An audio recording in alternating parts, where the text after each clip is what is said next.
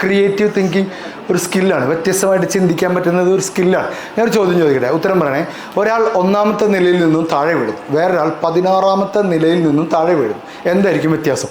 പറ എന്തു മനസ്സിൽ തോന്നിയതൊക്കെ പറ. ഒരാൾ ചെറുതായിട്ട് മരിക്കും, മറ്റേത് വലുതായിട്ട് മരിക്കും. രണ്ടും മരിക്കൂലേ? ഈ കസേര എടുത്ത് തലക്കൊരു അടി അടിക്കട്ടെ. ചെറുതായിട്ടൊന്നും മരിച്ചു.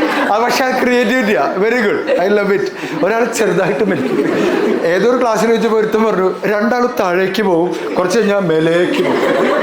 വേറൊരു കുട്ടി പറഞ്ഞത്, 1ാമത്തെ നില പെട്ടെന്ന് മരിക്കും, 16ാമത്തത് ആസ്വദിച്ച് മരിക്കും.